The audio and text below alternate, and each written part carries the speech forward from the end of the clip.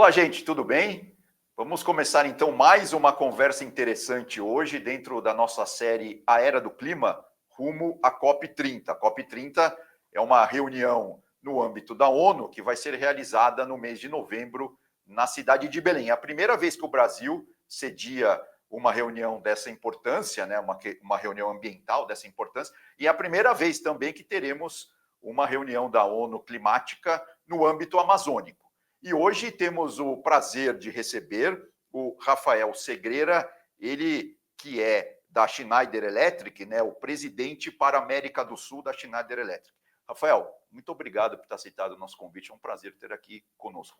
Eu que agradeço, Eduardo. Muito obrigado pelo convite. Bom, Rafael, eu vou começar pelo começo, né, tentando entender, eu quero entender, no âmbito hoje da Schneider Electric, até que ponto essa questão da sustentabilidade, do meio ambiente, é realmente um pilar importante? Ou seja, isso já faz parte do dia a dia dos negócios, no caso de vocês, ou é ainda algo que vai ser atingido? Como que está essa questão da sustentabilidade hoje no dia a dia da Schneider Electric? Eduardo, a sustentabilidade e o ESG está no centro de nossa estratégia, está no centro de nossa estratégia faz mais de 20 anos. E está, quando a gente fala que está no centro, é uma prioridade absoluta. Tudo que a gente faz, a Schneider é uma empresa de tecnologia no domínio da gestão de energia e da automação, da digitalização. Tudo isso com uma camada de software e serviços integrais. São serviços, softwares, produtos, né? Produto também, por supuesto, e sistemas que são para esses dois domínios, gestão da energia e automação.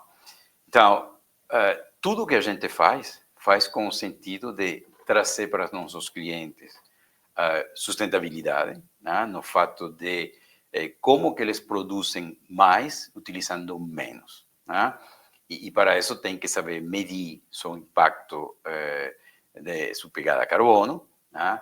Tem que ter uma base zero, tem que saber quanto estão fazendo e como que a gente ajuda eles para melhorar, não somente na pegada a carbono, mas ainda mais importante, na eficiência de seus processos.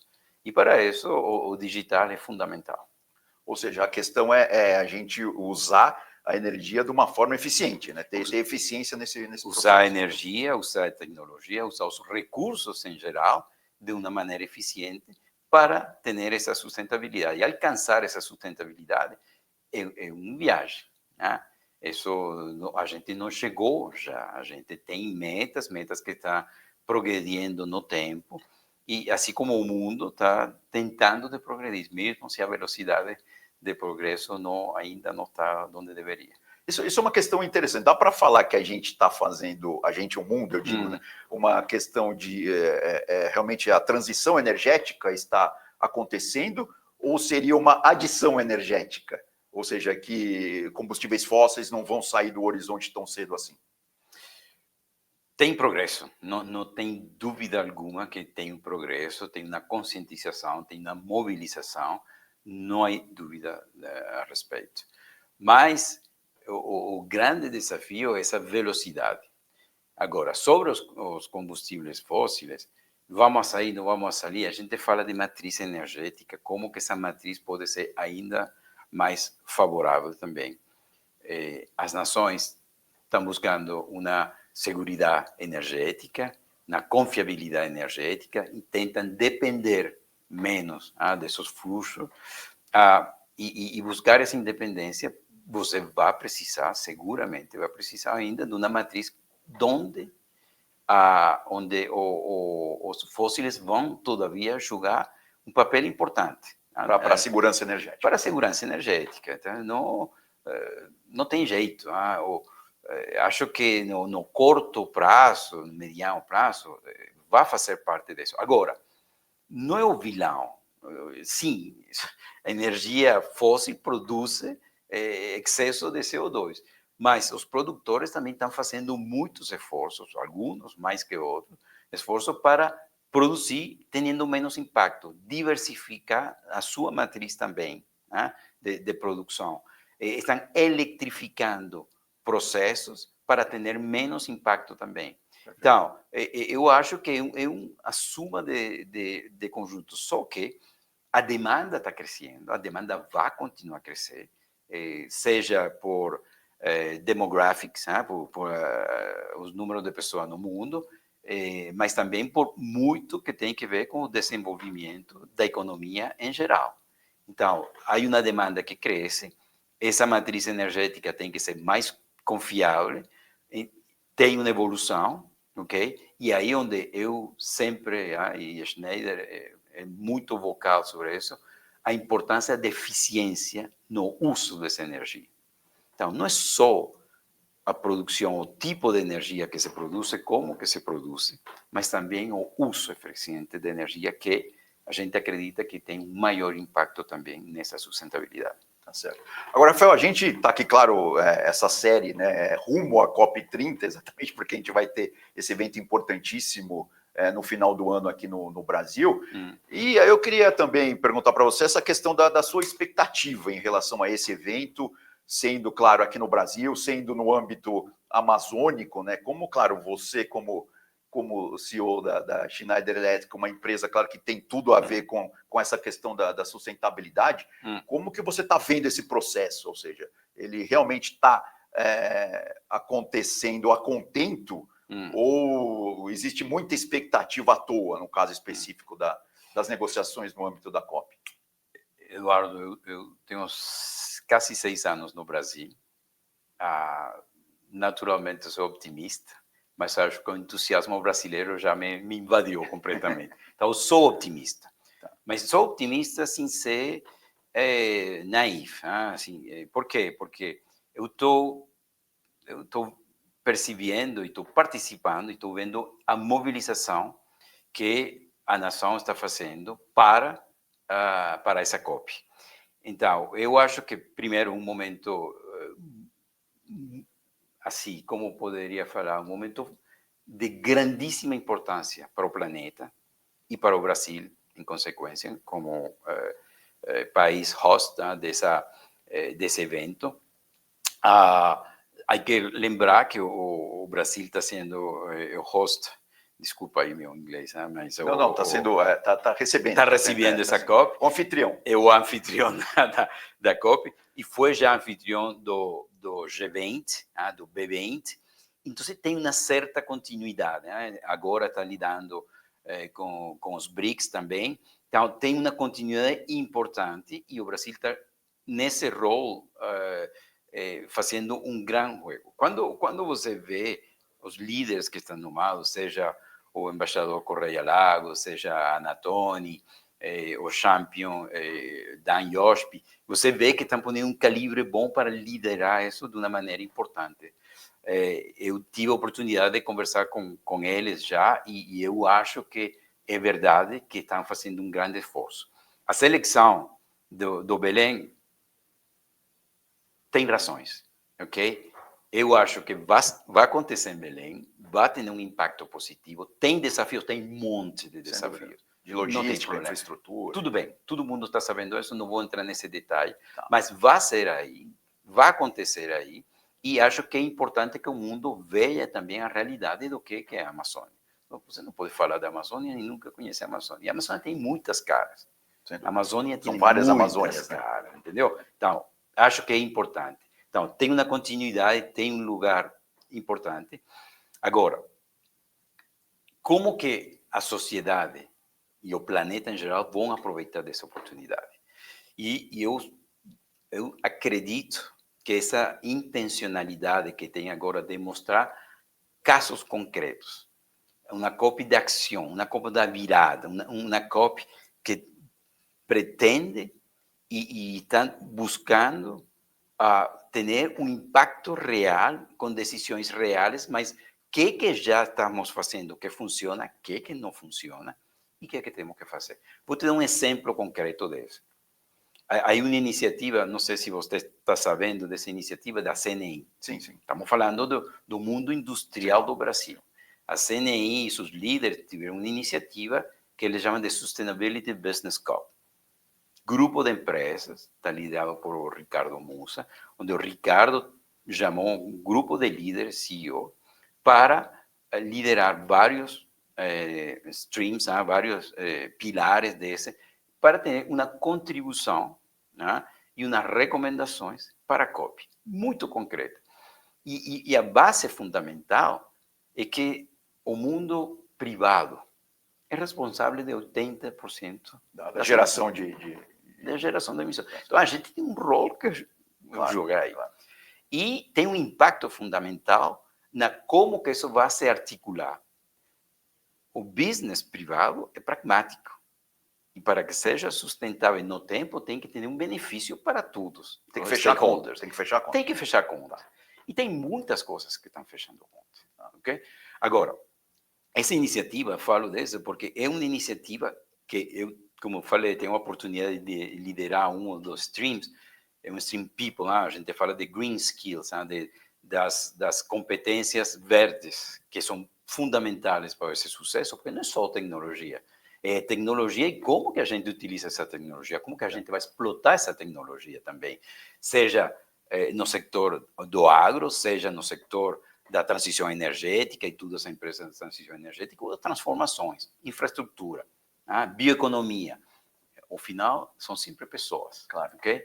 Então, eu achei essa iniciativa maravilhosa e eu estou dedicando muito tempo, eu vou a dinâmica que tem e tem essa vontade de entregar essas recomendações de maneira muito concreta. Então, esse é o mundo privado, eu participo. Depois tem o mundo político, que você sabe como funciona esse mundo político. São muitas negociações, claro. E assim. Então, eu acho, ainda uma vez, momento fundamental.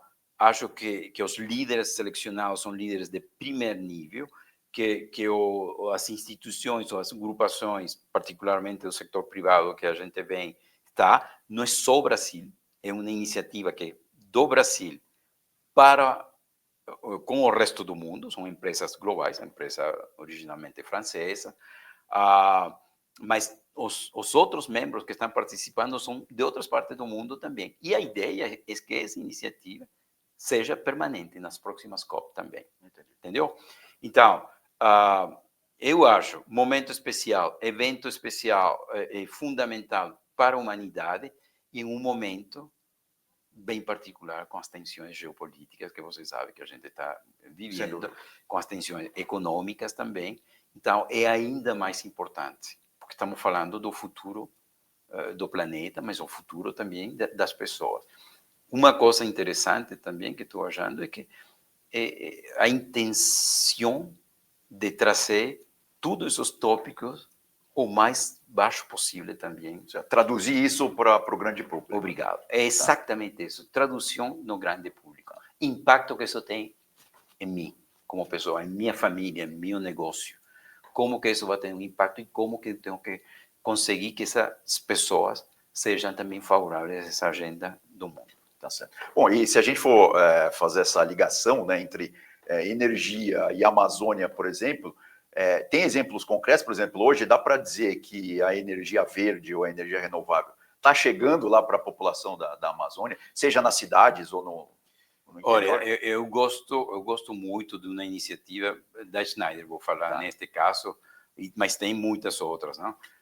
No caso da Amazônia, Eduardo, a gente tem uma colaboração muito próxima com uma organização chamada da FAS, a Fundação da Amazônia Sustentável, onde a gente, basicamente, em populações ribeirinhas, tem um projeto onde a gente leva energia limpa, porque pode ser solar, vento, mas no caso é solar, mas não é só a produção de energia, o impacto que essa energia tem nas pessoas moradoras que estão lá, entendeu? Seja, quando você tem acesso à energia, tem acesso elétrico, tem acesso ao digital, tem acesso à internet, né? À internet, tem acesso à saúde. Para diversão, mas também para o estudo. Para diversão, para estudo, para a saúde. Claro.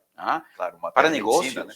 Para negócio. Então, imagina, você tem a possibilidade de ter eletricidade, tem acesso ao digital, tem uma maquininha para ser negócio, seja você, seja a sua senhora. Dá para ir dominar o campo da vila à noite para jogar bola. E para criar, como que chama esse braçalete, e poder vender. Porque você já não, a artesania não é. E quando você tem atividade econômica, você não tem interesse de fazer desmatamento. Sim. Porque quando faz desmatamento é fácil dizer, olha, o cara está fazendo desmatamento, tá? Mas ele tem que alimentar a sua família. Só que se ele tem uma atividade que é sustentável porque dá dinheiro, e não muito, mas suficiente dinheiro, ele é guardião dessa floresta. Ele mora lá, entendeu? Então, é um impacto. Aí tem energia limpa, bioeconomia, negócio, porque a gente faz turismo. Eu já tive a oportunidade de visitar várias dessas comunidades e o impacto é incrível. O impacto é incrível quando funciona, mas também quando deixa de funcionar. Certo. Que a pessoa percebe. Então, aí a importância é que tenha que funcionar no tempo. Entendeu? E a ideia é ter mais desses casos, e a gente está provocando isso também. Tá certo. Agora, Rafael, quando a gente fala de tecnologia hoje, né, não dá para deixar de lado a inteligência artificial, os data centers, né, e tudo isso que cerca, né, a questão da evolução tecnológica e tal. Os data centers hoje no mundo têm uma discussão até que ponto eles são sustentáveis ou não em termos principalmente de energia ou até de uso da água, né, de recursos hídricos e tal. A Schneider está olhando para isso? Você tem uma opinião formal, ou seja, é um contrassenso ou não? Ou dá para fazer aí a montagem, a criação, a evolução de data centers e de uma forma sustentável? A Schneider não só tem isso, é um segmento que assim, pode representar mais de 25% do nosso negócio hoje. Perfeito. Estamos falando de uma receita de mais de 38 bi euros anuais. No mundo? No mundo. Tá. Você faz conta. É muito data center. Contrassenso, não. Tá. Tem gargalo e desafio? Tem. Mas, quando a gente fala progresso, tecnologia, novas tecnologias, seja inteligência artificial, machine learning, tudo que a gente já sabe que está acontecendo, os data centers jogam um rol fundamental. São o centro da infraestrutura para a nuvem, centro da infraestrutura para tudo. A infraestrutura digital que faz isso realidade. Agora, a Schneider tem muitos anos já participando nesse segmento, no desenvolvimento desse segmento, e certo, você está certo, o consumo de energia dos data centers está aumentando. Esse é o segmento que cresce mais em demanda de energia. Demanda de energia, de espaço, de água, ok?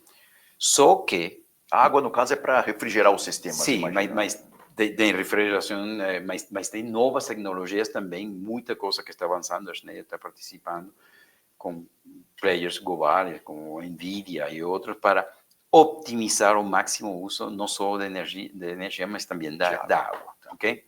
Então, a inteligência artificial vai ser artífice na transição energética, mas vai ter impacto em todas as diferentes áreas. Então, a gente chama de energia for AI, energia para inteligência artificial, e inteligência artificial para melhorar o impacto da energia, o uso da energia, o uso eficiente dessa energia. Vou dar um exemplo concreto, e como que o Brasil está se posicionando. Acho que a conversa tem que ser também para o Brasil. Eu tive a sorte ou a oportunidade de participar semana passada em uma reunião liderada pelo ministro Haddad, em Palo Alto, em Califórnia, organizada pela AmCham. 40 executivos, pessoal do mundo do data center, do mundo do colocation, do mundo de tecnologia, os grandes jogadores globais, que você conhece tudo, fundos de investimento, todo o mundo financeiro, todo mundo que está invirtiendo em esse. E havia 2 empresas de tecnologia, a Schneider Electric era uma dessas empresas de tecnologia. Como que a gente power the data center, como que a gente maneja os data centers para que sejam eficientes e sejam ciberseguros também e produtivos também nesse uso. conversa maravilhosa. O posicionamento do Brasil, como o ministro articulou para posicionar o Brasil como o destino ideal para isso. Só que o Brasil tem seus desafios também. O tema fiscal, as complicações com os diferentes sistemas de taxa. Então, como que a reforma fiscal vai ajudar para isso? Como que a harmonização, como que a lei de proteção de dados, como que a gente vai facilitar para que todo esse excesso de energia limpa que o Brasil tem excesso na oferta contra a demanda, possa ser utilizado para alimentar esses data centers. E se você logra exportar esses dados, está exportando energia limpa. Entendeu? Está exportando de maneira sustentável. O Brasil tem uma situação maravilhosa para isso. A gente falou de cifras, assim, 350 bi ou mais dólares a ser investido nos próximos 10 anos. Uma oportunidade maravilhosa. Mas, ao mesmo tempo, você tem que ter pessoas capacitadas com esses digital skills para digital e green skills para participar nessa oportunidade para o Brasil. O impacto no GDP será maravilhoso, a geração de emprego é positiva, ok? E se você faz utilizando tecnologia de ponta, seja nos chips, seja seja, vamos falar assim, a distribuição eficiente dessa energia, ok? Como que essa energia chega no data center, utilizada no data center, até o chip. A gente chama do grid to chip, e do chip to... Essa é a volta concreta, a cadeia completa, o impacto no uso eficiente dessa energia.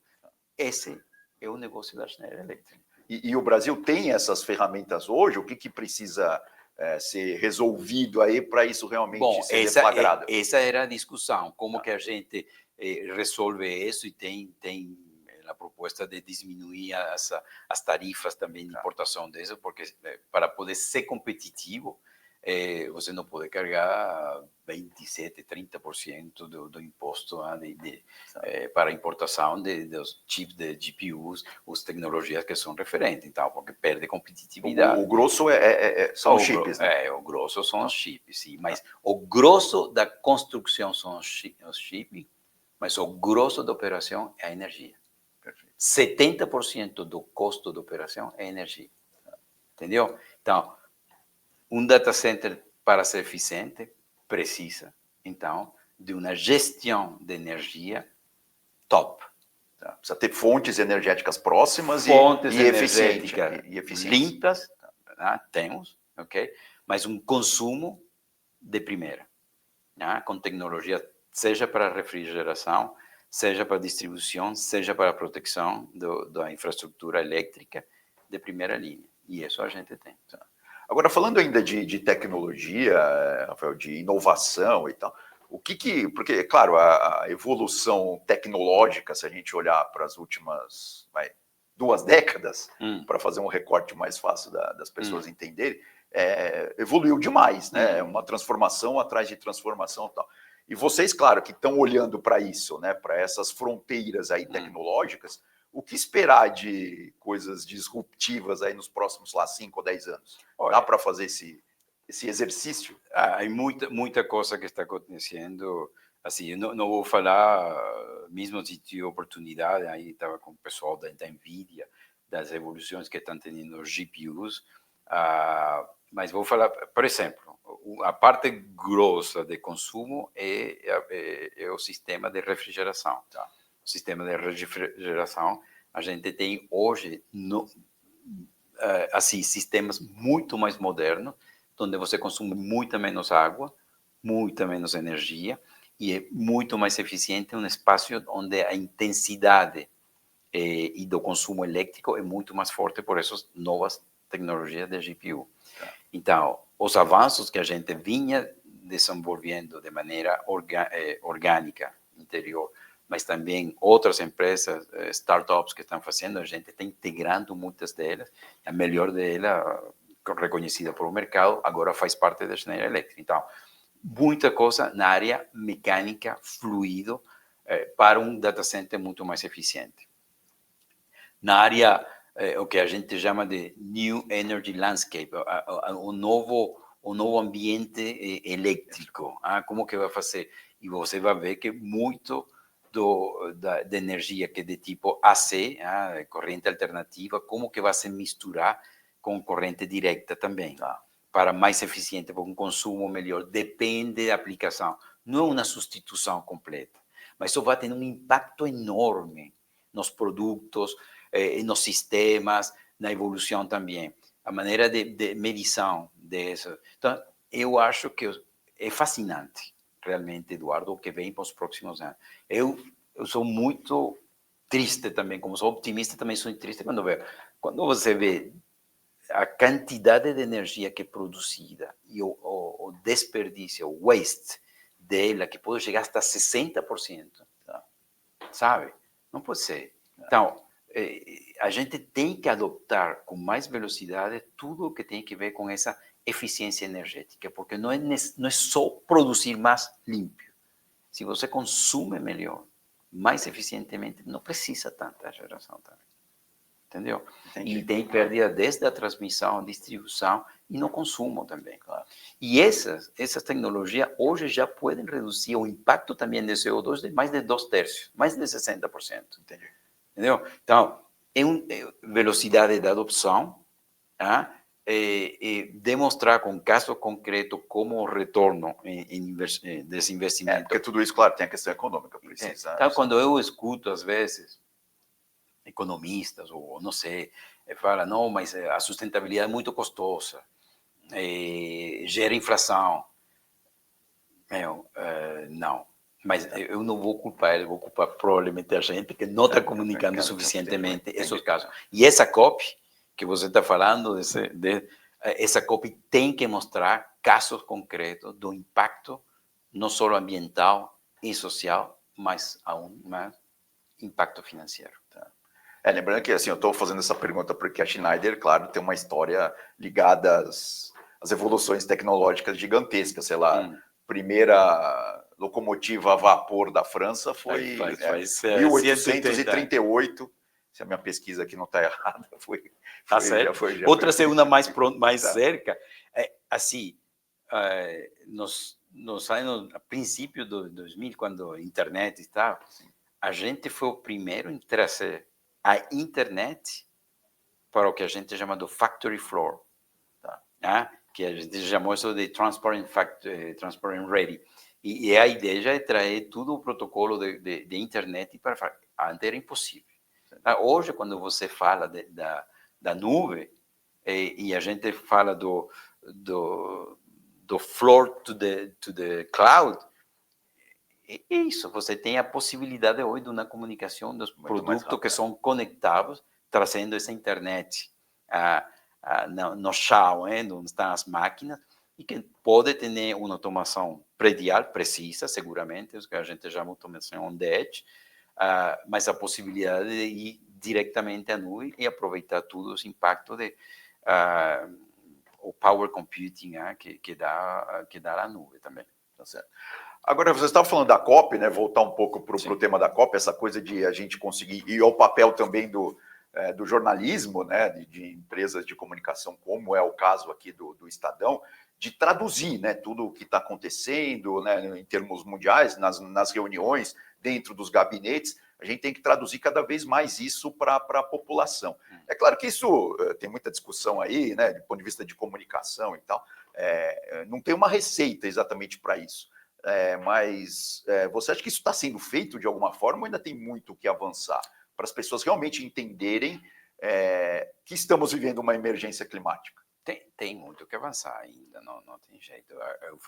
Eu acho que uma conscientização dos líderes, da liderança em geral, para trazer mais concreto. O concreto, a pessoa tem duas coisas. Isso vai gerar uma possibilidade de emprego para mim, tem uma possibilidade de renda para mim, se eu faço empreendedorismo.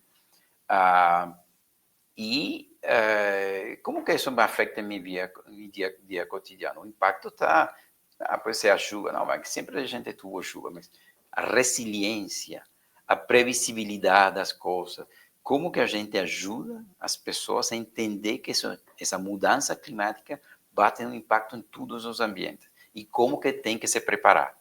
Essa é uma coisa. Ou seja, falta uma visão mais transversal, vamos dizer assim, Transversal do e problema. estrutural também. Claro. Mas aí, como eu, como indivíduo, posso aproveitar dessa transição que está ocorrendo? Então, quais são as competências que eu tenho que adquirir? Vou falar de uma muito sencilla. Igual, é do meu mundo, que é o mundo da eletricidade. Segundo a McKinsey, a gente tem um shortage, uma falta de mão de obra qualificada de falar eletricista. Mais de 2,5 milhões de eletricistas. Oh, não é muito. Não, mas é muito. São 2 milhões de eletricistas. Porque você não necessita hoje o eletricista de há 20, 30 anos. O eletricista de hoje precisa ser um cara bom, ou um homem ou uma mulher bom, também no digital.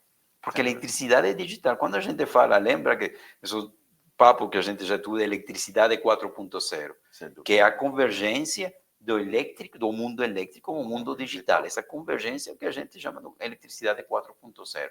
Você precisa de eletricista bom na parte elétrica, mas que saibam utilizar o digital. Como que vão utilizar a inteligência artificial também no elétrico? E tem, porque as aplicações hoje, quando você vai fazer um diagrama, quando você vai fazer uma instalação, tem um algoritmo ali rodando. Tem um algoritmo de inteligência artificial. Claro. Não pode ser tradicional. Estamos falando de um novo básico. E isso, você quer montar o seu carregador elétrico hoje, conectar com a placa solar, medir, automatizar sua casa, vai ter dificuldade de conseguir eletricista. Entendi. Entendeu? E depois pode ser que consiga um eletricista também de alto nível. Então, a gente está trabalhando também nisso, como que a gente desenvolve essas competências também.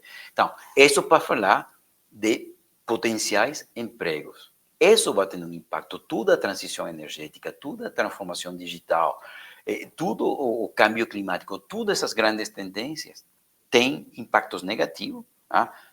Mais inteligência artificial, a inteligência artificial vai também fazer que jobs desapareçam, mas tem muitos jobs que vão se criar também. Tá. Entendeu? Então, isso tem um impacto para mim, como pessoa da rua. Tá. Ok? Então, o impacto negativo das mudanças, mas as oportunidades também que você vai ter com os novos tipos de emprego e potenciais rendas que pode ter. Ou seja, falta mostrar mais isso, né? Essas relações. Falta que ser mais simples, mais sensível. Eu acho que há consciência, precisamos. E acho que na COP vai ser utilizada muito para falar dessa. Agora, em termos de fontes energéticas do Brasil, a questão da eólica, da solar, isso ainda tem um campo gigante pela frente ou já estamos chegando no limite? Não, acho que não. Ainda, assim, o Brasil tem 90% de eletricidade gerada e limpa. Água, sol, vento. Tudo bem. Só que a eletricidade no mundo energético ainda está no promédio de 20%, 20 e pouco por cento. Então, como que a gente eletrifica mais a economia? Porque eletrificar a economia é descarbonizar a economia. Tá? Só que no caso do Brasil, né? No caso do Brasil. Tá. Então, não, eu acho que ainda tem espaço para mais desenvolvimento de energia renovável, mas há que ser também, o Brasil está no top comparado com outros, mas poderia mais, claro que sim. Tá certo. Agora, a gente está chegando aqui no limite do nosso tempo, né, nos 30, 40 minutos regulamentares, e eu tenho feito essa última pergunta para todos os CEOs que têm sentado aqui nessa cadeira, ou têm participado online com a gente aqui na nossa série A Era do Clima rumo à COP30. O que o cidadão Rafael Segredo espera de uma reunião como a COP? Sei lá, se você tiver que falar com a sua família, com os seus amigos e tal. O que uma reunião dessa realmente pode deixar de legado ou pode causar de transformação, não só em âmbito nacional, mas também para o mundo? Olha, eu tenho filhas. Tenho filhas, tenho 5 filhas e filhas que, se Deus quiser, vão ter mais. Então, são gerações que vão seguir. Neste país, eu sou um admirador e amo o Brasil. Né? Eu conheço o Brasil faz muito tempo e vejo a evolução que tinha. né? Nos últimos, eu conheço o Brasil faz 35 anos, então, toda essa evolução que eu tinha. Mas eu acho que o potencial ainda não está no máximo que o Brasil poderia. E o mundo, o planeta, precisa de nações mais fortes, com uma visão mais holística, tá? Onde o ambiente, o social, a governança, mas também o mundo empresarial tá? Tem uma evolução que tem um impacto maior. O Brasil é uma referência. Sim, estamos em 8 países, economias do mundo, mas o potencial é enorme. Este multilateralismo que pode sair dessa situação, precisamos de líderes, não estou falando de pessoas, estou falando de nações líderes. Então, o Brasil pode ser o exemplo de bioeconomia, o exemplo da transição energética, de adoções de tudo na parte digital. Tem 200 milhões mais de pessoas, maravilhosa. Precisa mais educação. Estamos longe ainda da educação. Educação concreta, que dá valor, não educação do passado, né? Qual que é a educação do futuro? Uma estrutura que seja mais simples. Quando falo simples, estrutura desburocratizar, regulações, sistema fiscal. Como que a gente faz a vida mais simples para esses investimentos? Ok? Porque a gente quer criar valor para todos os stakeholders. E falo do Brasil porque o Brasil pode ser um exemplo para o resto do mundo. Quando os outros estão brigando, tem suas brigas, tudo bem, né? Mas eu acho que a COP vai ser um momento de criar ou mostrar para o mundo como essas nações podem, com um approach sustentável, ter uma dinâmica global melhor. E para o bem de todos, né? Não pode deixar ninguém fora a ideia que toda essa revolução tecnológica, seja de IA, seja bom para todos. E não deixar ninguém fora. Não é que tenha medo da tecnologia. O mundo ha mostrado, a humanidade ha mostrado que a tecnologia só faz bem se a gente utiliza bem. Claro, não, sem dúvida. São os humanos que ainda usam a tecnologia, né? Tá certo. Vamos esperar, né? Porque, claro, como a gente conversou aqui no começo, né? Uma reunião como essa da COP é todo um processo, né? Não é só os 15 dias lá, né? De evento lá em Belém, mas é claro, é um ano inteiro e depois tem o outro ano. O nome do seu programa é um excelente nome. Você fala Ruta hacia COP, né? Já tem tempo que começou entrevistando outros colegas. Então, é o rumo da COP e depois da COP. Ok? Então, a ideia seria que isso continuara. E agora tem uma caída com toda essa situação, ou seja, não, o que vai privilegiar o impacto positivo que a gente pode ter. Sem dúvida, tá certo. Rafael Segreira, agradeço demais, viu, pela presença, por ter aceitado o nosso convite. Foi realmente muito interessante essa conversa aqui. Prazer, Eduardo. Prazer foi meu. Bom, gente, então conversamos hoje, né, com o Rafael Segreira, ele que é presidente da Schneider Electric para a América do Sul. E toda semana uma nova conversa até a COP. Vamos semana a semana juntos até a COP, tá bom? Então fique ligado aí nas redes sociais do Estadão, no nosso portal, no jornal, que tem sempre novidades aí sobre esse importante evento que vai acontecer lá no mês de novembro em Belém do Pará, tá bom? Um grande abraço, até a próxima. Fiquem bem. Tchau.